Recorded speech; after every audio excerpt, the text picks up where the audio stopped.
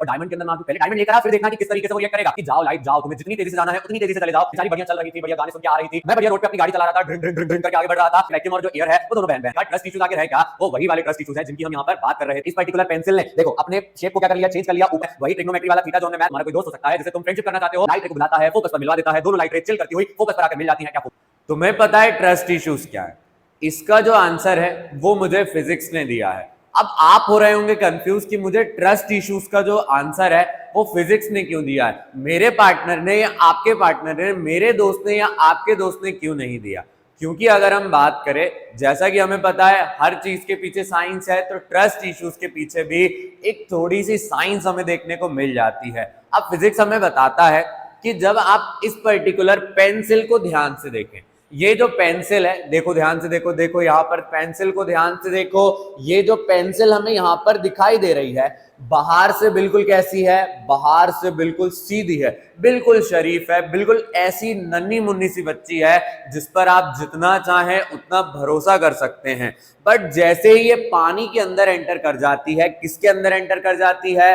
पानी के अंदर एंटर कर जाती है, ये क्रिएट करती है ट्रस्ट इश्यूज। और अगर हम बात करिए, फिजिक्स का एक फिनोमिना है जिसे हम क्या कहते हैं? Refraction of light. क्या कहते हैं हम? Refraction of light. तो इस वीडियो में हम इसी पर्टिकुलर फिनोमिना को जानने वाले हैं कि ये जो ट्रस्ट इश्यूज हैं ये आखिर पैदा क्यों होते हैं, और हो जाते हैं तो क्या इन्हें हम क्लियर कर पाते हैं या नहीं। तो मेरा नाम है अमन और आप देखना शुरू कर चुके हैं लाइट चैप्टर का वीडियो नंबर 3। इसमें आज हम डिकोड करने वाले हैं कि ट्रस्ट इश्यू जो रिफ्रैक्शन से बना हुआ है वो आखिर होता कैसे है, और रिफ्रैक्शन का मतलब क्या है, और हमारी लाइफ में, प्रैक्टिकल लाइफ में हमें रिफ्रैक्शन कहां देखने को मिल जाता है। चलिए शुरू कर लेते हैं सबसे पहले रिफ्रैक्शन से कि रिफ्रैक्शन आखिर है क्या, रिफ्रैक्शन होता क्या है।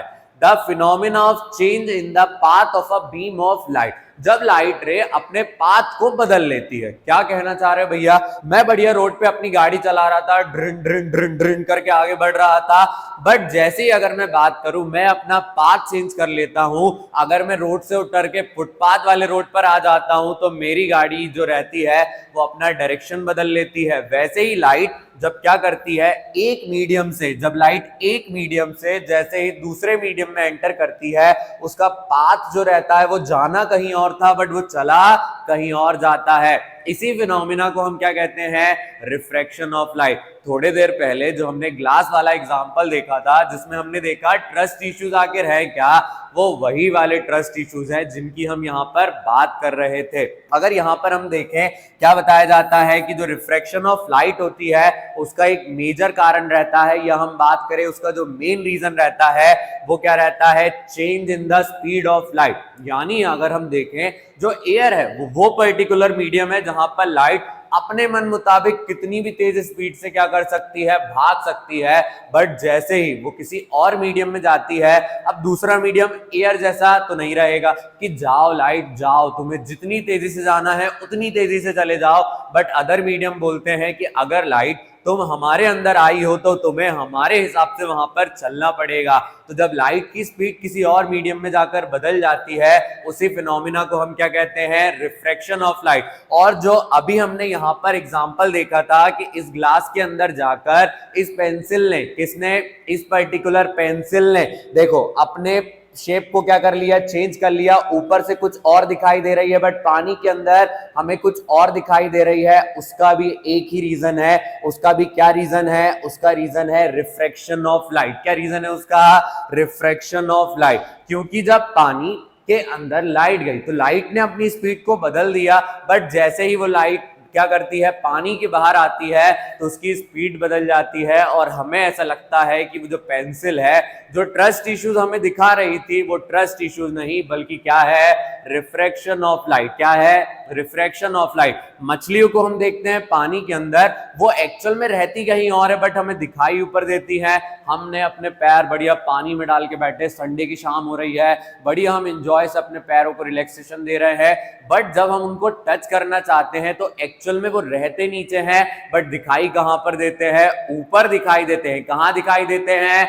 ऊपर दिखाई देते हैं। और उसका भी एक ही रीजन है, रिफ्रैक्शन ऑफ लाइट। यानी भैया अगर मुझसे कोई भी पूछ ले रिफ्रैक्शन क्या है, तो रिफ्रैक्शन वो पर्टिकुलर फिनोमिना है जिसके अंदर लाइट अपनी स्पीड को बदल लेती है किसी और मीडियम के अंदर जाने के वजह से, जिस वजह से हम नोटिस करते हैं कि दूसरे मीडियम में जो शेप और साइज दिखाई देता है चीजों का, वो पहले मीडियम के कंपैरिजन में अलग रहता है। कैसा रहता है? अलग रहता है। चलिए आगे आ जाते हैं। जैसे रिफ्लेक्शन के दो लॉस थे, यहां पर भी अगर हम बात करें भाई साहब, जो रिफ्रैक्शन है इनके भी दो ही लॉ हैं। मतलब लाइट का एक तरफ बताता है रिफ्लेक्शन, उसका दूसरा वाला जो तरफ है वो क्या बताता है? रिफ्रैक्शन बताता है। अगर हम यहां पर नोटिस करें, पहला वाला जो लॉ है वो क्या बताता है? The incident ray, the reflected ray. यानी यहां पर भी इंसिडेंट रे है और वहां पर रिफ्लेक्टेड रे थी, यहां पे कौन सी वाली रे है? रिफ्रैक्टेड रे।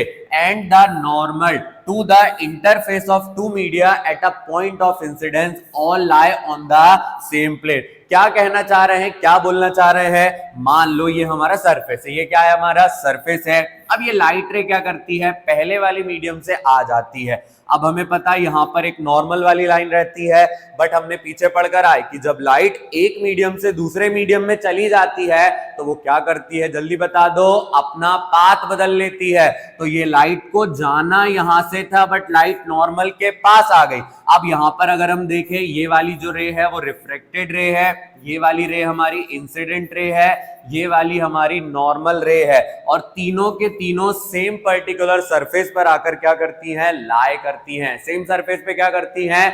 लाए करती है। तो पहला जो लॉ है वो बहुत आसान है। क्या बताता है पहला लॉ? जो आपकी इंसिडेंट रे रहती है, नॉर्मल रे रहती है और रिफ्रेक्टेड रे रहती है, वो सेम प्लेन पर क्या करती हैं? लाए करती हैं। सेम सरफेस के सेम प्लेन पर आकर टकरा जाती हैं। बट इसका जो सेकंड वाला लॉ है वो थोड़ा सा दिमाग घुमाऊ है। अब दिमाग घुमाऊ क्यों है? क्या इसको हमें डेप्थ में पढ़ना है? अरे बेटा नहीं पढ़ना है, इसको तुम्हें क्लास 11 12 में डिटेल में पढ़ना है। यहां तो अगर हम बात करें इसके बारे में, हमें डेफिनेशन टाइप पढ़ना है। ये क्या बताता है? ये बताता है the ratio of sine of angle I. अब भैया ये साइन ऑफ एंगल आई क्या है?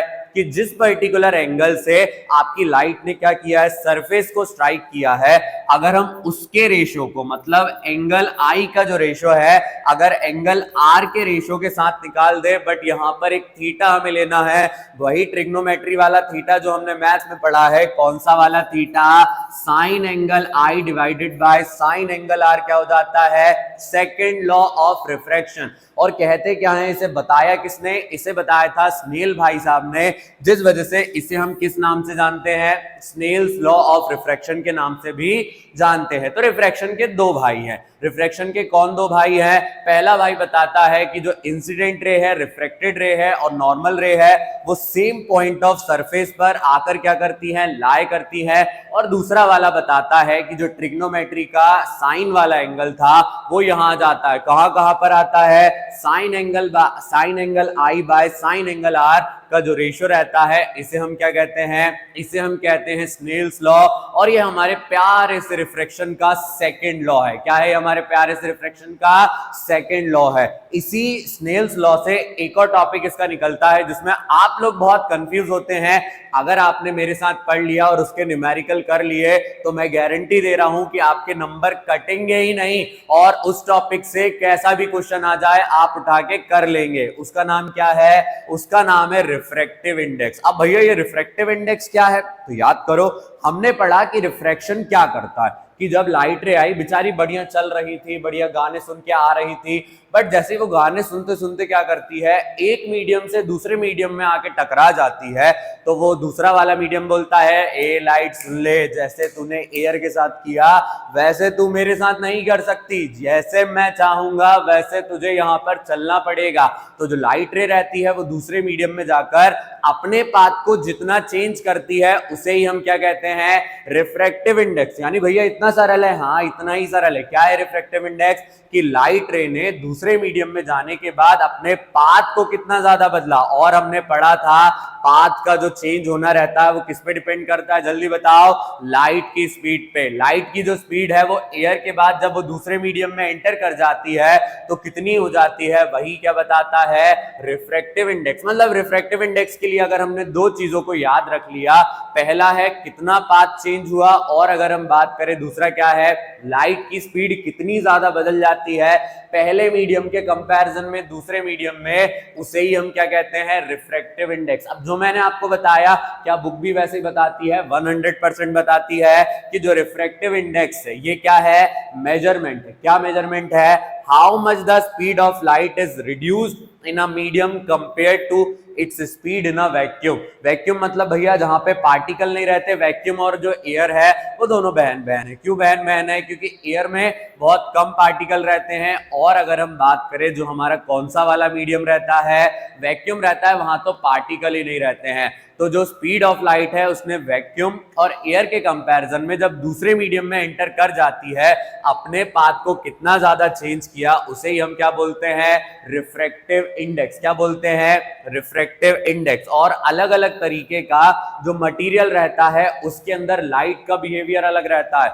इसका मतलब भैया अगर मैं वाटर में लाइट को देख के मानूं तो वाटर के अंदर लाइट का बिहेवियर अलग है। हाँ बेटा, लाइट का बिहेवियर अलग है। और डायमंड के अंदर मार दूं, पहले डायमंड लेकर आ, फिर देखना कि किस तरीके से वो रिएक्ट करेगा। तो डायमंड के अंदर भी हम नोटिस करते हैं कि जब लाइट एंटर कर जाती है तो उसका रिफ्रैक्टिव इंडेक्स अलग होता है। सबसे कम जो रिफ्रैक्टिव इंडेक्स होता है लाइट का वो वैक्यूम में होता है, जो कि कितना रहता है, 1.0। फिर एयर, वैक्यूम की जो बहन आ जाती है, एयर आ जाती है, उसके अंदर ये हो जाता है 1.003। जिस वजह से वैक्यूम और एयर को हम एग्जैक्ट सेम ले लेते हैं। बट अगर हम बात करें जो डायमंड का रहता है वो सबसे ज्यादा रहता है, जो कि कितना रहता है, 2.42। एनसीईआरटी में पूरा टेबल बना हुआ है, टेबल याद करना है, अरे मत करना, जो टेबल रहता है उसकी वैल्यूज तुम्हारे क्वेश्चन में लिखकर आ जाती हैं कि ये पर्टिकुलर चीज है, इसका रिफ्रैक्टिव इंडेक्स इतना है। मतलब कंफ्यूज नहीं होना है, बिल्कुल नहीं होना है। कैसे याद रखें रिफ्रैक्टिव इंडेक्स को, कि रिफ्रैक्टिव इंडेक्स वो पर्टिकुलर क्या है, फिनोमिना है, जितना ज्यादा लाइट ने अपने पाथ को बदला due to change in its speed, उसे हम क्या बोलते हैं, रिफ्रैक्टिव इंडेक्स। और रिफ्रैक्टिव इंडेक्स का फॉर्मूला कतई आसान है।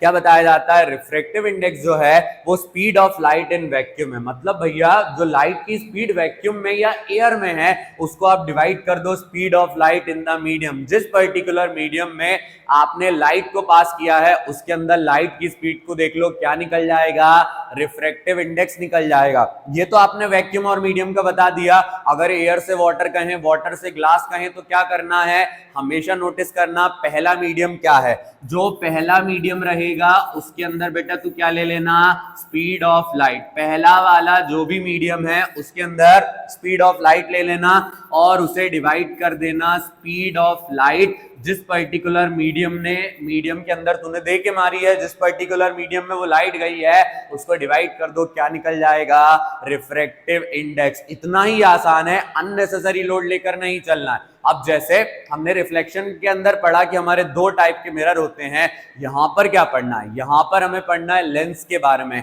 हमारी आंखों के अंदर भी लेंस होता है। जो लोग चश्मा लगाते हैं, जिनको हम जनरली चश्मिश भी कह देते हैं, उन लोगों की आंखों के अंदर भी अगर हम बात करें जो लेंस रहते हैं वो क्या करते हैं, वर्क करते हैं। फिर अगर हम बात करें जो हमारे क्या रहते हैं, माइक्रोस्कोप रहते हैं, उसके अंदर भी लेंस रहते हैं, कैमरे के अंदर भी लेंस रहते हैं। मतलब अलग अलग टाइप के लेंस हैं। और हमें इस चैप्टर में क्या पढ़ना है, हमें बस दो ही टाइप के लेंस पढ़ना है, एक है कॉनकेव, एक है कॉन्वेक्स। और दोनों के अंदर इमेज कैसे बनती है इतना देख लेंगे तो हमारा लाइट वाला चैप्टर हमें कंप्लीट मार्क्स देके जाएगा और एक भी नंबर हमारे नहीं कटेंगे। चलिए आ जाते हैं, हम क्या पढ़ने वाले हैं, लेंस के बारे में। तो जैसा हमने डिस्कस किया कि स्फेरिकल लेंस होते हैं, दो टाइप के होते हैं। पहला वाला कॉन्वेक्स होता है, दूसरा वाला कौन सा होता है, कॉनकेव होता है। वहां पर जो हमारा कौन सा वाला लेंस था, जो हमारा कॉनकेव लेंस था, कौन सा वाला था, कॉनकेव था, वो कन्वर्जिंग था। बट यहां पर अगर हम बात करें जो हमारा कॉनकेव रहता है वो क्या रहता है, डाइवर्जिंग रहता है। क्या रहता है, कॉनकेव हमारा डाइवर्जिंग रहता है। मतलब वहां पे लाइट को रिफ्लेक्ट करवा रहा था, यहां लाइट को वो रिफ्रेक्ट कर देता है। और ऐसे रिफ्लेक्ट करता है कि बेचारी जो लाइट रहती है वो अपने एक्चुअल फोकस के पास पहुंचती ही नहीं है, बस वो रिफ्रेक्ट करती जाती है। फिर अगर हम ध्यान दें जो हमारा कौन सा वाला रहता है, कॉन्वेक्स वाला रहता है, इसे हम बोलते हैं कन्वर्जिंग। क्या बोलते हैं, कन्वर्जिंग। मतलब भैया हमारे दो टाइप के लेंस है, एक है कॉनकेव और एक है कॉन्वेक्स, दैट्स इट। यही दोनों लेंस हमें याद रखना है। जो कॉनकेव रहता है उसे डाइवर्जिंग कहा जाता है, क्योंकि वो लाइट को उठाता और बोलता है अब चल, अब मुझसे दूर चली जा, मुझसे दूर चली जा। बट अगर हम बात करें जो उसके कंपैरिजन में कॉन्वेक्स वाला रहता है, ये कन्वर्जिंग रहता है, लाइट रे को बुलाता है, फोकस पर मिलवा देता है, दोनों लाइट रे चिल करती हुई फोकस पर आकर मिल जाती है। क्या फोकस पे ही मिलती है? नहीं बाबू, अलग अलग जगहों पे मिल जाती है, बट ये लाइट रेस को मिलवाना चाहता है और ये लाइट रेस को दूर भेजाना चाहता है। मतलब जो वहां पर हम पढ़कर आए थे उसका अपोजिट पढ़ना है, बिल्कुल अपोजिट पढ़ना है। जो वहां कॉनकेव कर रहा था यहां कौन करेगा? कॉन्वेक्स करेगा। और वहां जो कॉन्वेक्स ने करा था यहां कौन करेगा? कॉनकेव करेगा। इतना ही याद रखना है हमें। तो दो टाइप के लेंस हो गए, बट इनकी अगर इमेज बनाना है तो बताओ क्या जरूरी है? इनके मेन पॉइंट्स क्या हैं? इन पर्टिकुलर लेंस की ऐसी कौन सी रिलेटेड टर्म है जिसके बारे में हमें यहाँ पर पढ़ना है? तो कुछ पर्टिकुलर रिलेटेड टर्म्स है जिन्हें हमें याद रखना है, बट याद कैसे रखें? यहाँ तो डायग्राम ही नहीं दिख रहा है। डायग्राम इसलिए नहीं दिख रहा क्योंकि मैं चाहता हूं मैं बना के तुम्हें समझाऊं कि वो डायग्राम में होता कैसे है। तो सबसे पहले अगर हम देखें, ये हमारा कौन सा वाला लेंस है भैया? कॉन्वेक्स लेंस है। इसके अंदर ये प्रिंसिपल एक्सिस पास कर गई, तो याद रखेंगे वो पर्टिकुलर इमेजिनरी लाइन जो लेंस के सेंटर से पास होती हुई जाती है, इसे हम क्या बोलते हैं? Principal axis. क्या ये कॉन्वेक्स में होती है? नहीं, ये आपकी दूसरे वाले में भी रहती है, जिसे हम क्या बोलते हैं? कॉनकेव कहते हैं।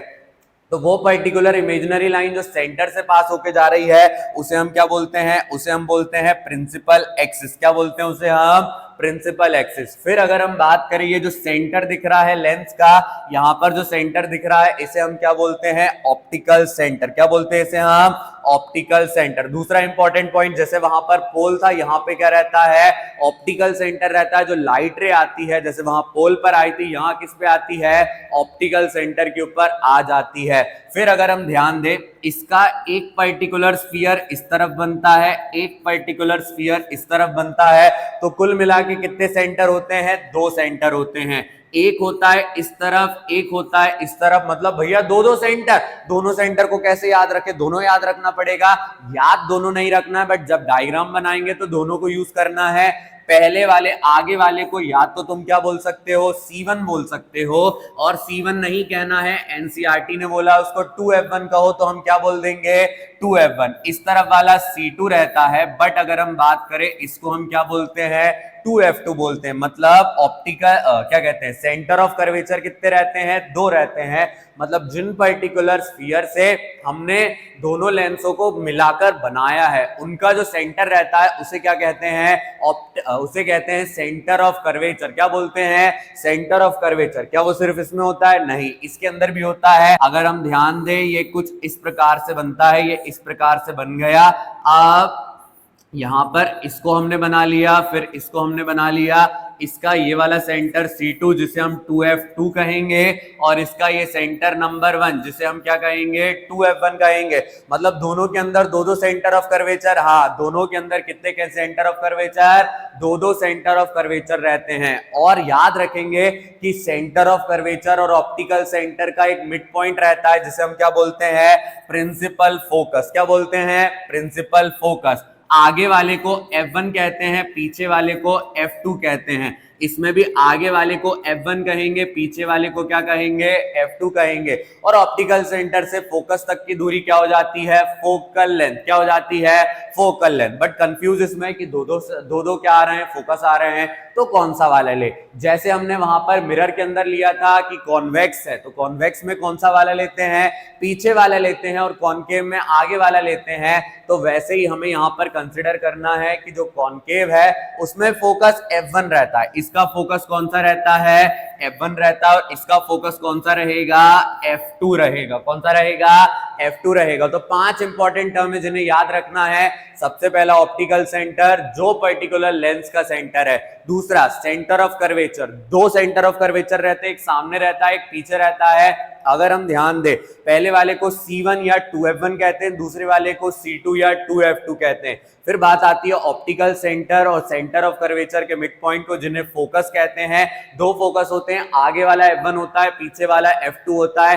कॉनकेव का आगे वाला एक्टिव रहता है, कॉन्वेक्स का पीछे वाला एक्टिव रहता है। मतलब कॉनकेव का यहां पर भी नेगेटिव में एफ आएगा और कॉन्वेक्स का यहां पर भी पॉजिटिव में आएगा। और जो इमेजिनरी लाइन लेंस को पास करती हुई जाती है सेंटर से, और अगर हम बात करें ऑप्टिकल सेंटर से, उसे हम क्या बोलते हैं, प्रिंसिपल एक्सिस। क्या बोलते हैं, प्रिंसिपल एक्सिस। That's it. इतनी ही टर्म अगर हमने यहां पर याद रख ली तो हम किसी भी क्वेश्चन को या किसी भी डायग्राम को बहुत अच्छे से बना सकते हैं। तो चलो देख लेते हैं जो इमेज है ये कैसे बनने वाली है और कितने अलग अलग तरीके की इमेज रहती है। बट जैसा कि वहां पर भी हमने पढ़ा था कि इमेज को जब तक रूल्स हमें नहीं पता है, बताओ बगैर रूल के बना सकते हो, नहीं बना सकते। जैसा अमिताभ बच्चन सर ने बोला था कि आपको हर रूल को मानना पड़ेगा और बगैर रूल को माने आप नहीं कर सकते। तो यहां पर भी अगर हम बात करें बगैर रूल को माने तो हम नहीं कर सकते। मतलब रूल को मानेंगे तो हो जाएगा, नहीं मानेंगे तो नहीं होगा। पहला वाला रूल क्या बताता है,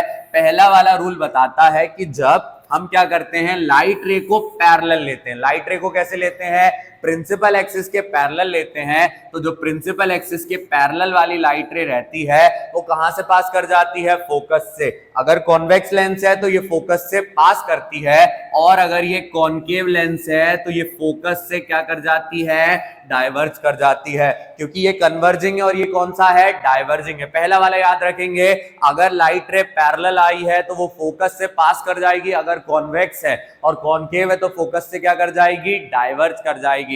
दूसरा वाला क्या याद रखना है कि अगर लाइट रे फोकस से आ रही थी तो साइंस है, साइंस क्या बोलता है, अगर मैं सिक्के का एक साइड दिखा सकता हूं तो मैं सिक्के का दूसरा साइड भी दिखाऊंगा। जो पर्टिकुलर फोकस से लाइट रे आती है वो कहां से पास कर जाती है, पैरेलल पास कर जाती है। और अगर हम बात करें यहां पर भी ये लाइट रे जाना चाहती थी फोकस पे, बट ये डाइवर्जिंग लेंस ठहरा, इसने बोला पैरेलल जाना पड़ेगा। तो दो याद रखेंगे, जो पैरेलल आती है वो फोकस से या तो पास करती है या तो डाइवर्ज कर जाती है। जो फोकस पर आती है या तो फोकस से यहां पर फोकस पर आई तो ये क्या कर गई, पैरेलल चली गई, और जो फोकस पर जाना चाह रही थी ये पैरेलल होकर डाइवर्ज हो गई। अब इसमें तीन रहते हैं, पहले दो हमने पढ़ लिए, लास्ट वाला देख लेते हैं। लास्ट वाला हमें क्या बताता है, लास्ट वाला हमें सिंपल सा बताता है। याद करिए वहां पर सेंटर ऑफ कर्वेचर पढ़ा था हमने, सेम किसके अंदर पढ़ा था, जो कॉनकेव था और कॉन्वेक्स था दोनों के अंदर सेम था। सेंटर ऑफ कर्वेचर से आना और सेंटर ऑफ कर्वेचर से जाना। वैसे यहां पर अगर हम बात करें जो सेंटर ऑफ कर्वेचर का काम करता है वो कौन करता है, ऑप्टिकल सेंटर। जो लाइट रे ऑप्टिकल सेंटर से आती है उसमें कोई डेविएशन नहीं होता है, वो लाइट रे आती है बेचारी चुपचाप वहां से चली जाती है। सेम इसके अंदर देखते हैं, ऑप्टिकल सेंटर से लाइट आई और ऑप्टिकल सेंटर से लाइट गई। ना यहां पर कन्वर्जेंस होता है ना यहां पर डाइवर्जेंस होता है, लाइट आती है चुपचाप यहां से निकलकर चली जाती है। बस इतना ही हमें यहां पर याद रखना है। अब जब रूल पढ़ लिए हैं तो देरी क्यों करें, अब हम क्या बनाने वाले हैं, इमेज बनाने वाले हैं। तो जैसा कि अब हम आ गए थे कि जो इमेज है वो बनने कैसे वाली है। वहां पर हमने देखा था दो टाइप के मिरर थे, यहां पर भी कितने टाइप के लेंस हैं, दो टाइप के ही लेंस हैं। पहला वाला है कॉनकेव और दूसरा वाला है कॉन्वेक्स। बट हमने पढ़ा जो वहां पर कॉनकेव करता था यहां कौन करता है, कॉन्वेक्स करता है। तो पहले हमें कॉन्वेक्स के बारे में पढ़ना पड़ेगा, क्योंकि कॉन्वेक्स जो है वो 6 केसेस बनाता है। कितने केस बनाता है, 6 केस बनाता है। अब 6 केस क्यों बना रहा है, सबसे पहले देखो, अगर जो ऑब्जेक्ट है वो कहां पे है, इंफिनिटी पे है। ऑब्जेक्ट भाई साहब ने बोला मैं तो रहने वाला हूं इंफिनिटी पे, मैं नहीं आने वाला हूं लेंस के पास। जैसे हमारी आंखों से जो चांद रहता है, या मान लो तुम्हारा कोई दोस्त हो सकता है जिसे तुम फ्रेंडशिप करना चाहते हो, वो तुम्हारी आंख से बहुत ज्यादा दूर है, बहुत ज्यादा दूर। जब बहुत ज्यादा दूर ऑब्जेक्ट रहता है वहां से हमेशा कौन सी वाली रेज आती है, पैरेलल रेज आती है। और जो भी पैरेलल रे आती है वो कहां पे मिलती है, कॉन्वेक्स वाले लेंस में, फोकस पे। कहां पे मिलती है, फोकस पे। तो हमने देखा कि जो ऑब्जेक्ट है वो कहां पर है, इंफिनिटी पर। ऑब्जेक्ट कहां पर है, इंफिनिटी पर। और जो ऑब्जेक्ट इंफिनिटी पर है उसकी इमेज कहां बन रही है, F2 पर। कहां पे बन रही है, F2 पर बन रही है। लाइट रे सारी की सारी मिल रही हैं, देखो लाइट रे जितनी आई सारी की सारी आपस में मिल गई, और उन्होंने बोला हम तो एक साथ रहने वाली हैं। तो सारी लाइट रे जब मिल जाती हैं तो जो इमेज बनती है वो रियल और इन्वर्टेड बनती है। तो हमेशा याद रखेंगे लाइट रेज मिल गई है तो नेचर कैसा होगा, रियल और इन्वर्टेड। और अगर आप साइज की बात करें तो साइज देखो कैसे दिख रहा है, पॉइंट जितना नन्ना सा मुन्ना सा। तो यहां पर हम बोल सकते हैं हाईली डिमिनिस्ड। कैसी रहती है? Highly diminished. तो हमने देखा ऑब्जेक्ट जब इन्फिनिटी पर है तो उसकी इमेज कहां पर है? F2 पर है। नेचर कैसा है? रियल और इन्वर्टेड है। और कैसी है साइज में? Highly diminished. अब ऑब्जेक्ट ने बोला मैं ज्यादा देर यहां तो नहीं रहूंगा, मैं इन्फिनिटी से आगे आना चाहता हूं। तो जो ऑब्जेक्ट रहता है वो इन्फिनिटी से आगे आ जाता है, बट अभी भी जो सेंटर ऑफ कर्वेचर नंबर 1 जिसे हम 2F1 कहते हैं उसके पीछे रहता है। अब लाइट रे यहां से आई, जो पैरेलल वाली लाइट रे आई और पैरेलल वाली कहां से पास कर गई? फोकस से। दूसरी लाइट रे ने बोला मैं तो जाऊंगी ऑप्टिकल सेंटर से, मुझे कोई कन्वर्जेंस या डाइवर्जेंस नहीं चाहिए, तो वो बिल्कुल सीधी निकलती है। और हम नोटिस करते हैं जो इमेज अभी फोकस पर बनी थी वो फोकस से उठ के आगे चली गई है। फोकस से कहां आगे चली गई? सेंटर ऑफ कर्वेचर से पीछे और फोकस के बीच में। तो ऑब्जेक्ट कहां पर है? ऑब्जेक्ट है बिहाइंड 2F1। अगर आप ध्यान दें जो ऑब्जेक्ट है वो 2F1 के पीछे है, बट जो इमेज है वो कहां पर है? वो है between F2 and 2F2। F2 और 2F2 के कहां पर है? बीच में। लाइट रेज मिल रही है तो वापस से कौन सा नेचर होगा? रियल और इन्वर्टेड। कौन सा होगा? रियल और इन्वर्टेड। दोनों के साइज में बहुत ज्यादा डिफरेंस है। ये हाईली डिमिनिस्ड है, बट इसका जो साइज रहता है वो छोटे से लगभग बड़ा हो जाता है, तो इसे हम क्या बोल सकते हैं? डिमिनिस्ड। क्या बोल सकते हैं? डिमिनिस्ड। इसका साइज कैसा है? डिमिनिस्ड है। क्या भैया ऑब्जेक्ट यही दोनों केस में रहने वाला है? नहीं ना पुत्र ना। यहां पर जो ऑब्जेक्ट है वो आगे भी आएगा। कितने आगे आ गया? 2F1 पर आ गया। जैसे वहां सेंटर ऑफ कर्वेचर वाला केस था वैसे यहां वाला केस है। जितना बड़ा ऑब्जेक्ट उतनी ही बड़ी इमेज। वहां पर सेंटर ऑफ कर्वेचर पे ही ऑब्जेक्ट था और सेंटर ऑफ कर्वेचर पे ही इमेज थी। यहां पे ऑब्जेक्ट तो 2F1 पे रहता है, बट उसकी इमेज कहां बनती है? 2F2 पे बनती है। साइज दोनों का कैसा रहता है? सेम रहता है। तो क्या याद रखेंगे कि अगर ऑब्जेक्ट हमारा 2F1 पे है तो इमेज उसकी कहां पर होगी? 2F2 पर होगी। नेचर अभी भी कौन सा होगा? रियल और इन्वर्टेड। और साइज कैसे रहने वाला है? सेम रहने वाला है। तो पहले 3 केस में हमने देखा कि जब ऑब्जेक्ट इन्फिनिटी पे है तो इमेज F2 पर बन गई। साइज उसका छोटा रहता है डिमिनिश जितना, और उसका नेचर अभी भी रियल और इन्वर्टेड है। दूसरे वाले केस में ऑब्जेक्ट इन्फिनिटी से आगे आ गया, बट C1 या हम बात करें जो 2F1 रहता है उसके पीछे रहता है। रियल और इन्वर्टेड उसका नेचर है, बट उसका साइज क्या हो जाता है? हाईली डिमिनिश से डिमिनिश हो जाता है। तीसरे वाले केस में तो 2F1 पर आने के बाद ऑब्जेक्ट और इमेज कहते हैं हम दोनों हैं एक जैसे, हम दोनों रहेंगे एक साथ, बराबर तरीके से रहेंगे, तो दोनों क्या करते हैं? एक बराबर हो जाते हैं। चौथे वाले केस पर अगर हम आ जाएं तो जो ऑब्जेक्ट है वो बोलेगा मैं 2F1 के आगे आना चाहता हूं, तो ऑब्जेक्ट 2F1 के आगे आया। जो एक रह गई वो पैरेलल चली जाती है एज यूजुअल। पैरेलल वाली फोकस से पास कर गई, दूसरी वाली ऑप्टिकल सेंटर से गई, और हम नोटिस कर रहे हैं ये 2F2 के बाद में जाके मिल रही है। मतलब जैसे जैसे ऑब्जेक्ट लेंस के पास आते जा रहा है वैसे वैसे जो इमेज है वो फोकस से दूर जाती जा रही है, और जो अभी कहां पर बनी थी? 2F2 पर बनी थी, अब वो 2F2 के पीछे चली जाती है। तो चौथा वाला जो हमने केस पढ़ा उसमें हमने देखा कि जो इमेज है या इमेज है वो कहां पर है? वो है बियॉन्ड 2F2। कहां चली गई थी? 2F2 के पार चली गई थी, बट ऑब्जेक्ट कहां पर था? ऑब्जेक्ट था between 2F1 and F1। F1 और 2F1 के कहां था? बीच में। अगर हम साइज देखें तो इस बार ऑब्जेक्ट के कंपैरिजन में जो इमेज है वो काफी ज्यादा बड़ी है। मतलब ऑब्जेक्ट छोटा सा है, इमेज उससे ज्यादा बड़ी है, तो यहां पर हम लिख सकते हैं लार्ज। क्या लिख सकते हैं? लार्ज लिख सकते हैं। यहां पर नेचर की जगह मैंने साइज लिख दिया है, यहां पर हम इसको हटा देते हैं। ये क्या हो जाएगा हमारा? ये हो जाएगा हमारा साइज में लार्ज। और अभी भी जो लाइट रेज है वो मिल रही है, तो नेचर कैसा होगा? रियल और इन्वर्टेड। अगर हम चौथे वाले केस पर आ जाए तो पांचवें वाले केस में आ जाए तो पांचवें केस में क्या करेगी?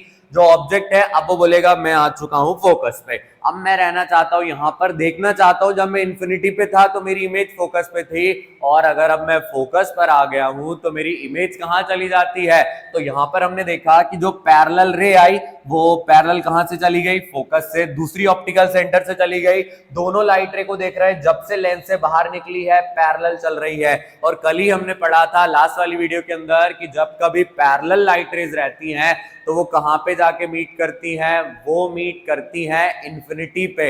यानी जब ऑब्जेक्ट हमारा कहां पर आ जाता है, F1 पर आ जाता है, उसकी जो इमेज है वो कहां पर बनती है, इन्फिनिटी पर। अभी भी नेचर रियल और इन्वर्टेड रहेगा क्योंकि इन्फिनिटी पे वो मिल जाएंगी, रियल और इन्वर्टेड। साइज कैसे रहने वाला है, एनलार्ज, जिसे हम हाईली एनलार्ज भी कह सकते हैं। मैंने यहां लार्ज बोला तो इसको एनलार्ज बोल दिया, अगर इसे आप एनलार्ज कहेंगे तो उसे आप हाईली एनलार्ज कह लेना। लास्ट वाला केस जैसे कॉनकेव के अंदर लास्ट वाला वर्चुअल और इरेक्ट था, यहां पर भी वर्चुअल और इरेक्ट रहता है। क्यों रहता है, क्योंकि जब ऑब्जेक्ट F1 और ऑप्टिकल सेंटर के बीच में आ जाता है तो जो लाइट रे पैरेलल गई वो फोकस से तो पास कर गई, बट जो दूसरी ऑप्टिकल सेंटर वाली रहती है वो ऑप्टिकल सेंटर से जाती है, बट दोनों के बीच में एक का रास्ता ईस्ट में चला जाता है, एक का वेस्ट में चला जाता है, दोनों एक दूसरे से अलग अलग भागने लगते हैं। और जब ये दोनों एक दूसरे से अलग भागेंगे तो इमेज को बनाना इम्पॉसिबल है रियल और इन्वर्टेड में, जिस वजह से हम इसे क्या करते हैं, पीछे ले जाते हैं। पीछे जाते जाते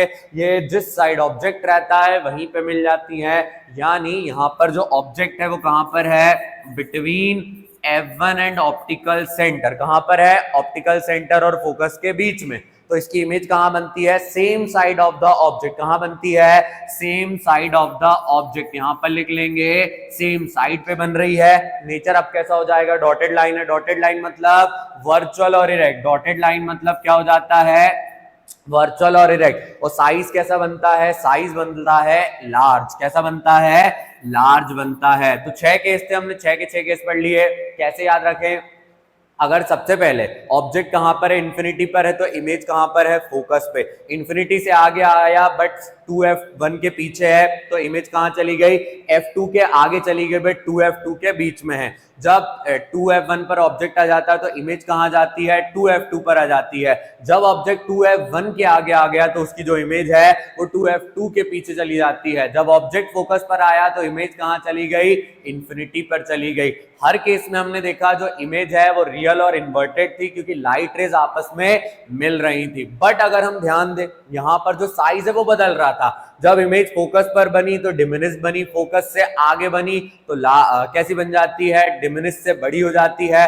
2F1 पर 2F2 पर जब इमेज आ जाती है तो उसका जो साइज रहता है वो ऑब्जेक्ट जितना ही हो जाता है। 2F2 को क्रॉस करते ही, पार करते ही वो अपने रंग दिखाती है और रंग दिखा के बोलती है अब तो मैं बनूंगी बड़ी, और लार्ज हो जाती है। और जब इन्फिनिटी पे बनती है तो हाईली एनलार्ज बन जाती है।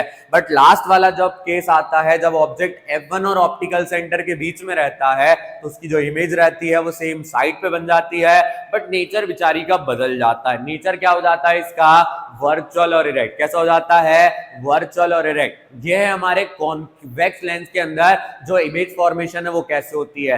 बट यहां पर दूसरा वाला लेंस भी तो है। दूसरे वाले की अगर हम बात करें, यहां पर दूसरा आता है कॉनकेव लेंस। कौन सा आता है, कॉनकेव। कॉनकेव के बिल्कुल नाटक नहीं है। कॉनकेव बोलता है दो जगह पे ही मैं क्या कर सकता हूं, ऑब्जेक्ट को रख सकता हूं। या तो आप ऑब्जेक्ट को कहां रखवा लो, इन्फिनिटी पे रखवा लो, या तो ऑब्जेक्ट को ऑप्टिकल सेंटर और इन्फिनिटी के बीच में रखवा लो। जब हम ऑप्टिकल सेंटर से कहां रखते हैं, इन्फिनिटी पे रखते हैं तो लाइट रे पैरेलल आती है। और हमने पढ़ा है ये डाइवर्जिंग लेंस है, तो ये क्या करता है, फोकस से डाइवर्ज कर देता है। फोकस से दोनों रेस क्या हो गई, देखो डाइवर्ज हो गई। ये वाली भी डाइवर्ज हो जाती है। फिर अगर हम दूसरे वाले केस पर आए, यहां पर ऑब्जेक्ट से एक रे पैरेलल आई, फोकस से डाइवर्ज कर गई, दूसरी ऑप्टिकल सेंटर से गई, तो दोनों लाइट रे ऑप्टिकल सेंटर और फोकस के बीच में मिलती है। तो कहना क्या चाह रहा हूं, अगर ऑब्जेक्ट आपके कॉनकेव वाले लेंस में इन्फिनिटी पर है तो उसकी इमेज बढ़िया से कहां बन जाएगी, फोकस पे बन जाएगी। और अगर ये फोकस कह रहा हूं, अगर ये ऑप्टिकल सेंटर और इन्फिनिटी के बीच में है तो यहां पर हम क्या करते हैं, इमेज जो है उसको प्यार से बड़े आराम से सहला के बोल देते हैं कि तुम्हारी जो इमेज है वो हमेशा ऑप्टिकल सेंटर और फोकस के बीच में बनेगी। तो दैट्स इट, यही दो केस यहां पर याद रखना है। और कभी भी एक्चुअल लाइट रेज यहां पर रिफ्रेक्ट होने के बाद नहीं मिल रही है तो यहां पर दोनों का जो नेचर रहता है वो वर्चुअल और इरेक्ट रहता है। फोकस पर जो साइज रहता है वो हाईली डिमिनिश रहता है और इन दोनों के बीच में जो केस रहता है वो डिमिनिश्ड हो जाता है। कैसा हो जाता है, डिमिनिश्ड हो जाता है। अब यहां पर हमने देख लिया इमेज फॉर्म कैसे हो रही है। अब हमसे कोई बोलेगा इसके क्वेश्चन करना है तो साइन कन्वेंशन पता करके आओ, बट हम उन्हें बता देंगे कि जो साइन कन्वेंशन हमने मिरर के लिए पढ़े थे वही सेम हमें यहां पर पढ़ना है। मतलब कोई चेंज नहीं है, कोई चेंज नहीं है। कैसे याद रखें कि अगर कॉनकेव वाला है। मिरर ले लो या लेंस ले लो, ऑब्जेक्ट हमेशा किस में रहता है, माइनस में रहता है। V हमेशा कॉनकेव के अंदर किस में रहता है, माइनस में रहता है। और जो F रहता है वो भी किस में रहता है, माइनस में रहता है। और अगर हम किस पर आ जाएं, गलती से हम कॉन्वेक्स पर आ जाएं तो इसका भी U जो है वो किस में रहेगा, माइनस में। बट जब कहां बनती है, मिरर में पीछे बनती थी तो पॉजिटिव, यहां भी रियल और इन्वर्टेड पीछे बनती है तो V जो रहता है वो पॉजिटिव आ जाता है। बट वर्चुअल और इरेक्ट के केस में क्या हो जाता है, नेगेटिव हो जाता है। याद रखोगे वर्चुअल और इरेक्ट के केस में कैसा हो जाता है, नेगेटिव हो जाता है।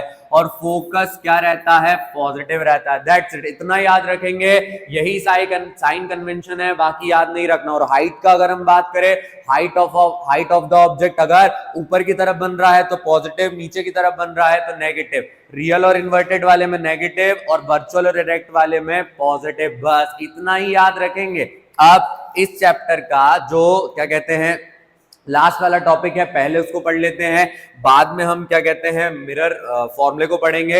यहां पर अगर हम बात करें, आ जाते हैं पावर ऑफ लेंस में। अब भैया पावर ऑफ लेंस आप पहले क्यों बता रहे हो, लेंस फॉर्मूले को पहले क्यों नहीं बता रहे हो? क्योंकि लल्ला हमें क्या करना है, न्यूमेरिकल करना है, और न्यूमेरिकल को करेंगे हम इस वीडियो के बाद। तो वहां पर मैं तुम्हें बताऊंगा कि लेंस फॉर्मूले का यूज हमें कैसे करना है, लेंस फॉर्मूला और मैग्निफिकेशन क्या है। तो जब हम उस वीडियो को देखेंगे तो हमें फॉर्मूले पहले रिवाइज हो जाएंगे और क्वेश्चन को हम जल्दी जल्दी कर लेंगे और हमें देर नहीं लगेगी। तो पावर ऑफ लेंस क्या बताता है कि जो कन्वर्जेंस या डाइवर्जेंस कितना ज्यादा है। इतना सरल है क्या, इतना ही तो सरल है कि आपका जो लेंस है वो लाइट रे को कितना ज्यादा कन्वर्ज कर सकता है या कितना ज्यादा डाइवर्ज कर सकता है, वो होती है एक लेंस की पावर। मतलब लेंस की पावर अपने बाइसेप में नहीं होती बल्कि लेंस की थिकनेस में होती है। अगर लेंस बेचारा पतला सा, नन्ना सा, मुन्ना सा है तो समझ जाना उस लेंस की पावर कैसी रहती है, कम रहती है। बट जिन लेंस की थिकनेस बड़ी रहती है, बेचारा मोटा सा रहता है, मोटे होने के कारण उसके अंदर बहुत ज्यादा दम आ जाती है, बहुत ज्यादा पावर आ जाती है और वो ज्यादा से ज्यादा लाइट रेस को कन्वर्ज कर सकता है या डाइवर्ज कर सकता है। क्या कर सकता है, कन्वर्ज कर सकता है या डाइवर्ज कर सकता है। अगर नंबर पॉजिटिव में है पावर वाला, आई सेड अगर नंबर पॉजिटिव में है पावर वाला तो वो कॉन्वेक्स वाला लेंस है, और अगर नंबर माइनस में है तो कॉनकेव वाला लेंस है। कौन सा वाला है, कॉनकेव वाला लेंस है। इसका फॉर्मूला कैसे आता है, इसका फॉर्मूला आता है power is equal to 1/f, p is equal to 1/f। But यहां पर एक छोटी सी ट्रिक आपको याद रखना है कि जो क्या रहती है आपका f यानी क्या है, हमारी फोकल लेंथ। फोकल लेंथ हमेशा किस में रहनी चाहिए, मीटर में। किस में रहनी चाहिए, मीटर में। अगर हमें क्वेश्चन में दे दिया गया कि मीटर में नहीं है, वो सेंटीमीटर में है, तो पहले उसे सेंटीमीटर से मीटर बनाना पड़ेगा। मीटर में आ जाएगा प्लस कर देंगे, दैट्स इट। ये हमें क्या करना है, यहां पर याद रखना है। जो पावर रहती है कॉन्वेक्स की, जैसे हमने डिस्कस की, पॉजिटिव रहती है, कॉनकेव की क्या रहती है, नेगेटिव रहती है। और अगर हम बात करें when several thin lenses are placed in a contact with one another, the power of the combination of lenses is equal to the algebraic power। कहना क्या चाह रही है कि जब एक से ज्यादा लेंस को हमने एक साथ लगा दिया, जैसे कई तरीके के जो टेलीस्कोप रहते हैं वहां पर हम देखते हैं कई जो इमेज रहती है वो हाईली मैग्नीफाइड हो जाती है या बहुत ज्यादा छोटी हो जाती है। उसका कारण क्या रहता है कि एक ही तरीके का जो टेलीस्कोप है या माइक्रोस्कोप है, आपने ढेर सारे उसके अंदर लेंस लगा दिए, तो जब बहुत सारे लेंसेज को हम एक साथ लगा देते हैं तो सभी की जो पावर है वो आपस में क्या हो जाती है, ऐड हो जाती है। यही है हमारा पावर ऑफ लेंस। इसी के साथ ये पर्टिकुलर वीडियो हो जाती है कंप्लीट। अब नेक्स्ट वाली वीडियो में हम मिलेंगे जहां पर हम लेंस के न्यूमेरिकल्स को ऐसे करेंगे, पावर के न्यूमेरिकल को करेंगे, और जो रिफ्रैक्टिव इंडेक्स बीच में आया था उसको भी हम ऐसे करेंगे कि उसके क्वेश्चन हमें डरा नहीं पाएंगे। इसी के साथ ये वीडियो है कंप्लीट। चलिए मिलते हैं अगली वीडियो के साथ, तब तक पढ़ते रहिए, आगे बढ़ते रहिए।